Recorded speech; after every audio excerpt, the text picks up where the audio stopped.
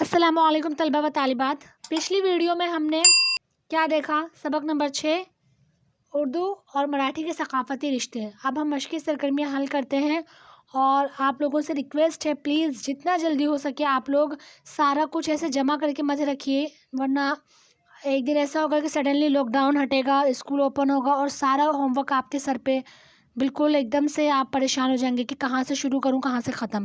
اس لیے جتنا آپ کو کوشچن آنسر ملتے جا رہے ہیں انہیں لکھتے جائیے.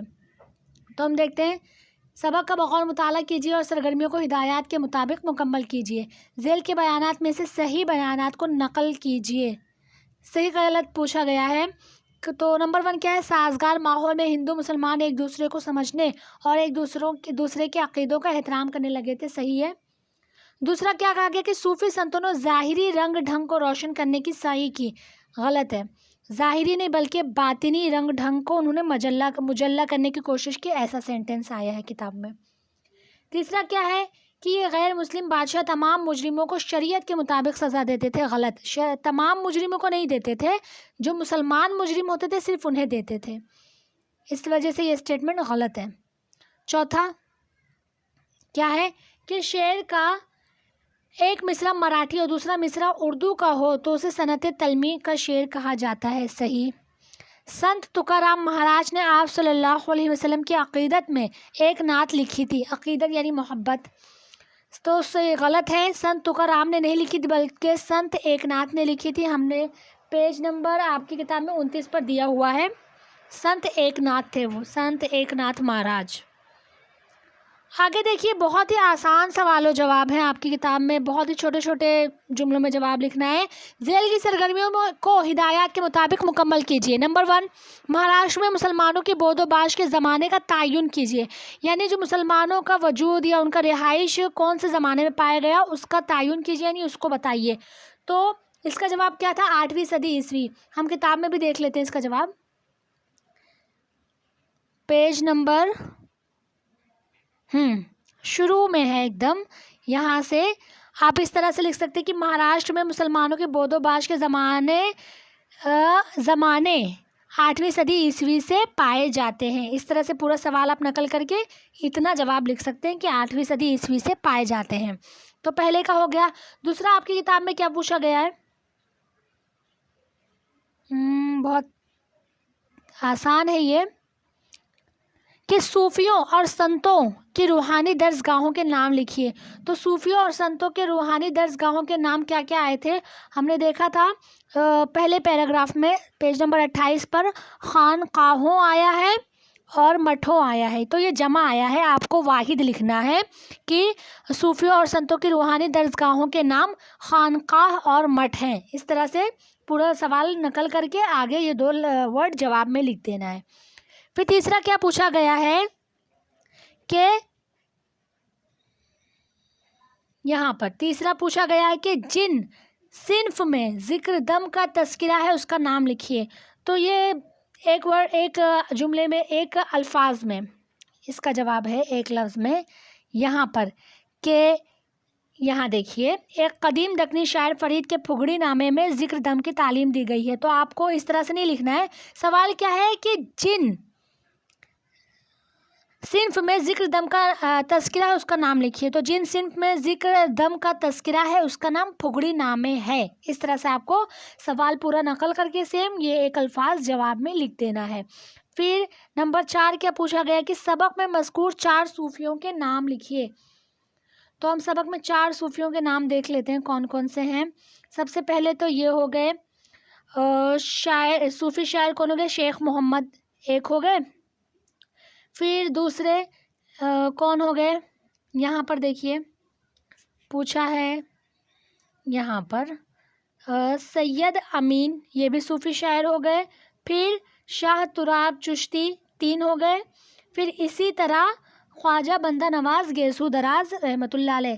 آپ یہ دیکھیں گے یہ چھوٹا سا جو رے اور ہے بنا ہوا ہے نا، ہے جیسے صحابہ کرام کے نام پر رے اور ضاد بنا ہوتا ہے تو ہم اسے رضی اللہ عنہ پڑھتے ہیں. اور نبی جو ہوتے ہیں नबी अकरम सल्लल्लाहु अलैहि वसल्लम के उस पर छोटा सा स्वाद बना होता है। इसी तरह बाकी नबियों के नाम पे आइन बना होता है तो उसे अलैहिस्सलाम पढ़ते हैं। तो इसी तरह ये रे और है ये शॉर्ट फॉर्म है, इसका फुल फॉर्म क्या रहेगा? रहमतुल्लाह अलैह। आगे चलते हैं। अब पांचवा क्या पूछा गया देखते हैं कि नंबर 5 पूछा गया है संत तुकाराम यहाँ पर कि वल्लभ राय गोविंद के दौरे हुकूमत के पस मंज़र में हुनरमंद की हकीकत बयान कीजिए। तो ये भी पेज नंबर 28 पे शुरू के पैराग्राफ में ही ये जवाब आपको मिल जाएगा। यहाँ पर देखते हैं कि वल्लभ राय गोविंद सुवम, आप इस तरह से लिखें, इसको इतना पार्ट कट कर दें, आप ऐसे लिखें वल्लभ राय, ये भी नहीं लिखेंगे तो भी चलेगा, सिर्फ इतना लिखें कि वल्लभ राय गोविंद सुवम के दौरे हुकूमत में मुसलमानों में शरई उमूर की पासदारी के लिए, पासदारी ये नहीं होता फॉलो करना, शरई उमूर को फॉलो करने के लिए, पासदारी के लिए मुसलमान नाज़िम मुकर्रर किया जाता था जिसे मकामी ज़बान में हुनरमंद कहते थे। ये गैर मुस्लिम बादशाह मुसलमान मुजरिमों को शरीयत के मुताबिक सज़ा दिया करते थे और हुनरमंद के इंसाफ पर तकिया किया जाता था। इतना जवाब रहेगा 2 लाइन का। ठीक है, अब हम देखते हैं छठा क्वेश्चन क्या पूछा गया है आपकी बुक में कि सूफ़ी संतों के लिए इस्तेमाल किए जाने वाले दूसरे अल्फाज लिखिए। तो सूफ़ी संतों के लिए इस्तेमाल किए जाने वाले दूसरे अल्फाज क्या हैं? ये भी पेज नंबर 28 पर शुरू में ही है कि देखिए यहाँ पर सूफ़ी के लिए यहाँ पर मुर्शिद लफ्ज़ इस्तेमाल किया गया है और संतों के लिए गुरु लफ्ज़ इस्तेमाल किया है। तो मुर्शिद, पीर, मुर्शिद, सूफ़ी एक ही माना हुआ। इसी तरह संत और गुरु एक ही माना में आते हैं। तो आप इस तरह से जवाब लिख दें कि सूफ़ी के लिए सबक में मुर्शिद और संतों के लिए गुरु का लफ्ज़ इस्तेमाल किया गया है। फिर 7वां, बहुत आसान है इसका भी जवाब कि सूफ़ी शायर शेख मोहम्मद के शेर का मतलब बयान कीजिए। तो इसका जवाब यहाँ पेज नंबर 29 पर शुरू में ही है। उनका शेर आप चाहें तो नकल करें या ना करें, आपकी मर्ज़ी है। उसका मतलब पूछा गया तो आपको सिर्फ मतलब बताना है कि सूफ़ी शायर शेख मोहम्मद के शेर का मतलब है कि जिस तरह दोनों आँखों से हम एक ही चीज़ देख सकते हैं उसी तरह दोनों ज़बानों में एक ही मज़मून बयान हो सकता है। सिर्फ ये 1 लाइन जवाब है। जितना जवाब पूछा जाता है आप उतना ही जवाब लिखें, उससे ज़्यादा लिखने की कोई ज़रूरत नहीं है। आगे 8वां, मुसन्निफ़ के मुताबिक सनत तलमी के इस्तेमाल का सबब लिखिए। इसका जवाब ये रहा कि सनत तलमी के इस्तेमाल का सबब मुसन्निफ़ के मुताबिक उर्दू और मराठी ज़बानों अदब को करीब लाने की कोशिश थी। आगे सवाल नंबर 9 क्या कहा गया है देखते हैं कि संत रामदास स्वामी और शाह तुराब चिश्ती की किताबों में यकसानियत को उजागर कीजिए। यानी दोनों की किताबों में क्या यकसानियत थी उसे बयान करने को कहा जा रहा है। तो बहुत ही आसान है, इसका जवाब भी यहाँ पर दिया हुआ है। यहाँ से देखिए, आप इस तरह से लिख सकते हैं कि रामदास स्वामी के शागिर्दों में शाह तुराब चिश्ती भी थे। उन्होंने अपने उस्ताद की मशहूर मराठी किताब मनाचे श्लोक से मुतासिर होकर दक्कनी ज़बान में मन समझावन लिखी थी। अगर आप चाहें तो इतना ना लिखें, इतना डिटेल में मत जाएं, सिर्फ क्या पूछा है कि यकसानियत पूछा है। तो इस तरह से लिख दें कि इन दोनों किताबों की खूबी यह है कि उनकी बहर एक ही है और बाज़ मज़ामीन में भी यकसानियत पाई जाती है। ये किताबें आदमी की अंदरूनी इस्लाह और समाजी फ़लाह के लिए लिखी गई थीं। आपकी मर्ज़ी, आप चाहे तो यहाँ से यहाँ तक भी लिख सकते हैं या फिर यहाँ से यहाँ तक लिखेंगे, इतना मेन जवाब है। लेकिन अगर आप यहाँ से और यहाँ तक लिखते हैं तो ज़्यादा अच्छा है। आगे 10वां क्या पूछा गया है कि मराठी शायरी की 2 असनाफ के नाम लिखिए। ये भी पेज नंबर 29 के आखिरी पैराग्राफ में है। ये रहा कि एक हो गया रिवायती, एक हो गया भारोड़।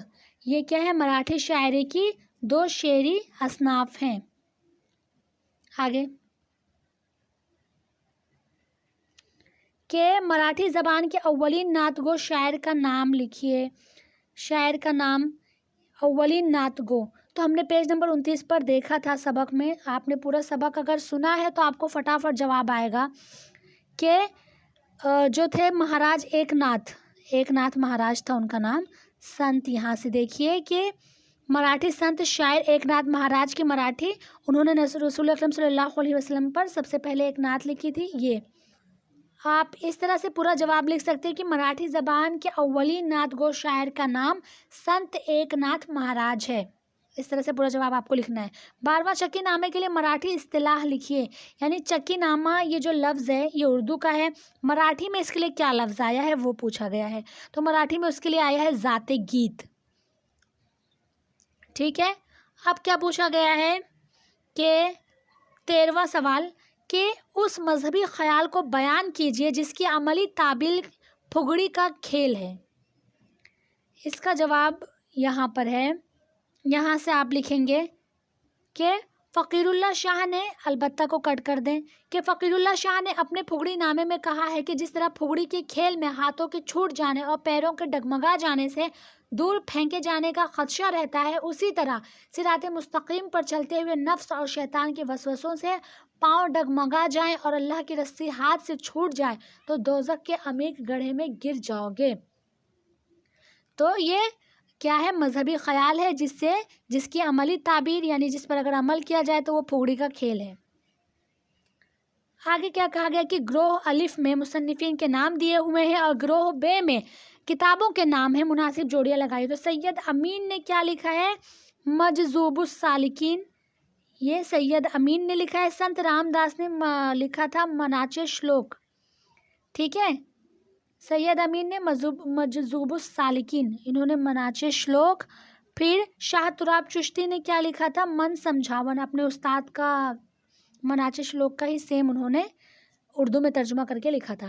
ख्वाजा बंदा नवाज गेसु दराज रहमतुल्लाह अलैह ने क्या लिखा था, शिकार नामा। ये सब मैं आपको सबक में से भी बता देती हूँ एक बार ताकि आसानी हो।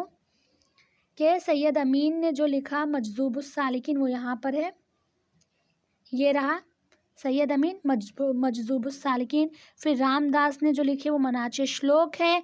इसी तरह शाह तुराब चिश्ती ने जो अपने उस्ताद को देख कर लिखा वो मन समझावन है। फिर ख्वाजा बंदा गैसु दराज ने लिखा शिकारनामा। तो इस तरह आपने किताबों में भी देख लिया उसका जवाब। आगे क्या है, जदोली खाका मुकम्मल कीजिए। मराठी और उर्दू दो खाका दिया गया है और क्या कहा गया कि तरबियत निस्वां के गीत जो मराठी में लिखे गए उसका मराठी खाका में लिखना है, जो उर्दू में लिखे गए उसका उर्दू खाका में लिखना है। तो हम देखते हैं यहाँ पर कि औरतों के ताल्लुक से जो लिखे गए मराठी में, देखिए यहाँ पर मराठी में पालने गीत भोपाली और उर्दू में क्या लोरी नाम है, झूलना नाम है, सुहागन नाम है, ये 3। तो आपको ये मराठी वाले बॉक्स में क्या लिख देना है, मराठी वाले बॉक्स में आपको लिखना है पालने गीत भोपाली और उर्दू वाले बॉक्स में आपको लिखना है लोरी नाम है, झूलना नाम है, सुहागन नाम है।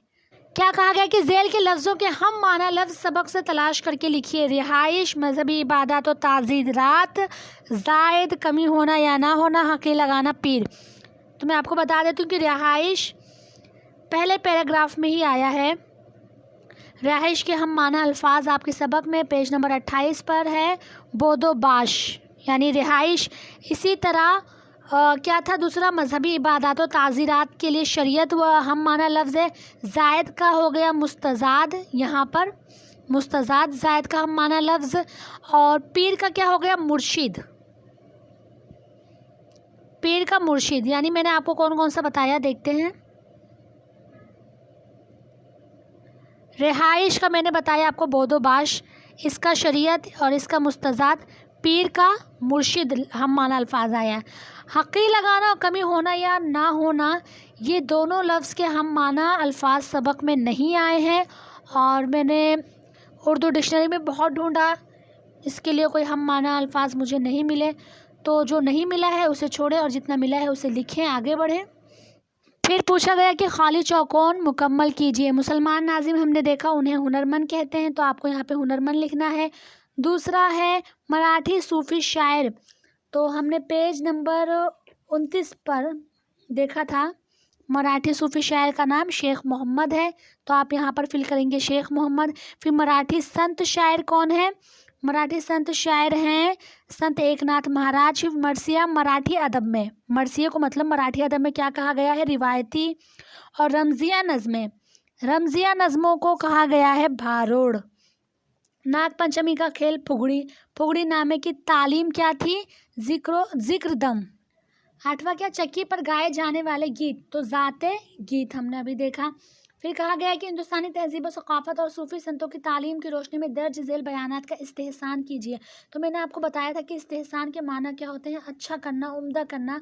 यानी जो जुमले हमें यहाँ पर दिए हुए हैं, हमें इन्हें और अच्छे से लिखना है, आसान जुमलों में, जो बिल्कुल समझ में आ जाए। थोड़ा सा डिटेल में लिखना है, बहुत ही आसान है। क्या कहा गया है कि इत्तेहाद व इत्तिफाक की बदौलत यहाँ की हिंदू मुस्लिम सकाफत एक दूसरे को मुतासिर करती रही। इस पर मुस्तजाद यहाँ की रूहानी तालीम जिसके सोते सूफी संतों की खानकाहों से फूटे, उन्होंने ज़ाहिरी रंग ढंग को उजाड़ने की बजाय बातिन को मुजल्ला किया। तो हम सबक में चलते हैं और इसे थोड़ा सा और आसान करके डिटेल में लिखने की कोशिश करते हैं, जिसको क्या कहा जाता है एक अल्फाज में? इस्तेहसान। तो ये रहा, यहाँ पर ये दिया हुआ है सारा। तो इसका जवाब मैंने थोड़ा सा आसान कर दिया है। जवाब देखें आप, मैं एक बार पढ़ के बता देती हूँ ताकि पढ़ने में कोई दिक्कत ना हो। महाराष्ट्र में हिंदू मुसलमान मिलजुल कर रहते थे। सूफी संतों ने ज़ाहिरी रंग ढंग को उभारने की बजाय बातिन को रोशन किया, जिससे लोगों के दरमियान इत्तेहाद और इत्तेफाक पैदा हो गया, जिसकी बदौलत दोनों कौमों की तहजीब एक दूसरे पर असर करने लगी। खानकाहों में सूफी और मठों में संतों ने रूहानी तालीम को आम किया और लोगों को बतलाया कि आदमी का मज़हब अलग अलग हो सकता है मगर उसकी रूह एक ही है। सूफी संतों की तालीम का असर था, हिंदू मुसलमान एक दूसरे को समझने लगे और एक दूसरे के अक़ीदों का एहतराम करने लगे थे। उनके दरमियान जो समाजी लिहाज से दूरियां थीं वो ख़त्म होने लगीं और सकाफ़ती रिश्ते मजबूत होने लगे थे। दूसरा क्या कहा गया है कि जिस तरह फुगड़ी के खेल में हाथों के छूट जाने और पैरों के डगमगा जाने से दूर फेंके जाने का खदशा रहता है, उसी तरह सिराते मुस्तकीम पर चलते हुए नफ्स और शैतान के वसवसों से पाँव डगमगा जाए और अल्लाह की रस्सी हाथ से छूट जाए तो दोज़ख के अमीर गड्ढे में गिर जाओगे। अब इसका क्या करने को कहा गया है? इस्तेहसान। यानी इसको भी थोड़ा सा डिटेल में, थोड़ा सा आसान लफ्ज़ों में लिखना है। तो इसके लिए हम डिटेल में जाने के लिए हम सबक में जाएंगे। उसका जवाब यहाँ से थोड़ा लेंगे, थोड़ा सा लंबा करेंगे कि ये जो खेल है यहाँ से कि महाराष्ट्र की सकाफत में फुगड़ी के खेल को मजहबी तक़द्दुस हासिल है। नाग पंचमी के त्यौहार पर औरतें फुगड़ी खेलती हैं। इस खेल में दो औरतें एक दूसरे के हाथ पकड़ कर, ये तो सारे आप अपने अल्फाज में भी लिख सकते हैं कि दो औरतें या दो लड़कियां ये एक दूसरे का हाथ पकड़ कर गोल घूमते हैं। घूमते वक्त ज़मीन पर पाँव का जमाव और पीठ की जानिब जिस्म का झुकाव होता है। इसलिए एक दूसरे के हाथों को मजबूती से पकड़ा जाता है। पूरी ताकत से घूमने की वजह से सांस फूलने लगती है और हो की आवाज़ मुंह से निकलती है। फुगड़ी के खेल के इन नुकात को जहन में रखकर उर्दू में बाज़ फुगड़ी नामे लिखे गए हैं। एक कदीम दक्कनी शायर फरीद के फुगड़ी नामे में जिक्र दम की तालीम दी गई है। अब इतना लिखें, फिर यहाँ से आप जो आपके सबक में आया है यहाँ से ले लें कि फ़खरुल्लाह शाह ने अलबत्ता अपने फुगड़ी नामे में कहा कि जिस तरह फुगड़ी के खेल में हाथों के छूट जाने, पैरों के डगमगा जाने से, यानी जो इस्तेहसान करने को कहा गया है उसी को आपको डबल से लिख देना है। यहाँ PDF में इतना ही दिया गया और एक सवाल नहीं है जो कि आपकी दरसी किताब में है कि अल्लाह की रस्सी, सिराते मुस्तकीम, नफ्स, शैतान के वसवसे, दोज़ख, रवां खाके की मदद से इस तरह इस्तेहसान कीजिए कि दर्ज बाला बयान वाज़े हो जाए। तो इसका जवाब हम देख लेते हैं सबक में कहाँ है। पेज नंबर 30 पर ही इसका जवाब है। यहाँ से ये पूरा जवाब रहेगा आपका इस तरह से कि सिराते मुस्तकीम पर चलते हुए नफ्स और शैतान के वसवसों से पाँव डगमगा जाए और अल्लाह की रस्सी हाथ से छूट जाए तो दोज़ख के अमीर गड्ढे में गिर जाओगे। ये पूरा जवाब है। यानी बीच बीच का वर्ड दिया है थोड़ा थोड़ा, अल्लाह की रस्सी, सिराते मुस्तकीम, नफ्स, शैतान के वसवसे, फिर क्या कहा गया कि इस्तेहसान करो इस तरह की जुमला वाज़े हो जाए। तो ये पूरा जुमला आपको उठा के कॉपी कर देना है। हो गया इसका जवाब। ये यहाँ पर PDF में नहीं दिया हुआ है लेकिन आपकी जो दरसी किताब है उसमें दिया हुआ है। आगे क्या कहा गया है कि ज़ेल में कहानी वाक़े के आगाज़ की इब्तदाई सतरें दी हुई हैं, उसकी मदद से कहानी वाक़े को मुकम्मल कीजिए। कौमी शाहराह पर हस्बे मामूल छोटी बड़ी गाड़ियों की आमदोरफ़्त जारी थी। अचानक 5-7 लड़कों का काफ़िला तेज़ रफ्तार बाइक पर शोर करता हुआ आ पहुंचा। इसी वक्त फ़ज़ा में चीख उभरी। यानी یہ تھوڑا سا ہنٹ دیا ہوا ہے، اشارہ دیا ہوا ہے، اس کی مدد سے پورا واقعہ لکھنا ہے۔ یہ یہاں پر کس واقعے کی طرف اشارہ کر رہے ہیں؟ جو ایکسیڈنٹ وغیرہ روزانہ عام طور پر ہوتے ہیں لوگوں کی لاپرواہی سے، خاص طور پر نوجوان لڑکوں کی لاپرواہی جو بائک پر ہوتی ہے، جس کی وجہ سے زیادہ تر ایکسیڈنٹ ہوتے ہیں، تو اس کہانی کو مکمل کرنے کو کہا گیا ہے۔ تو جہاں تک ہو سکے آپ لوگ اپنے جملوں میں لکھنے کی کوشش کریے، بتائیے کہ کس طرح سے ایکسیڈنٹ ہوتے ہیں اور لوگ ایک دوسرے کی مدد نہیں کرتے بلکہ وہیں چھوڑ کر چلے جاتے ہیں، کیونکہ انسان پولیس کے چکر میں نہیں پڑنا چاہتے۔ تو یہ ساری چیزوں کو آپ ذرا اپنے الفاظ میں لکھنے کی کوشش کریے۔ اگر نہیں ہو پاتا ہے تو مجھے کمنٹ میں بتائیے، پھر دیکھیں گے انشاءاللہ اس کا حل بھی نکالیں گے۔ تو آج کے لیے بس اتنا ہی۔ ویڈیو اچھی لگے تو لائک کریں، اپنے دوستوں سے شیئر کریں، جو بھی ڈاؤٹ ہو کمنٹ میں بتائیں، اور اگلی ویڈیو کون سے ٹاپک پہ ہونا چاہیے مجھے یہ بھی بتائیں، اور چینل کو سبسکرائب بھی کریں۔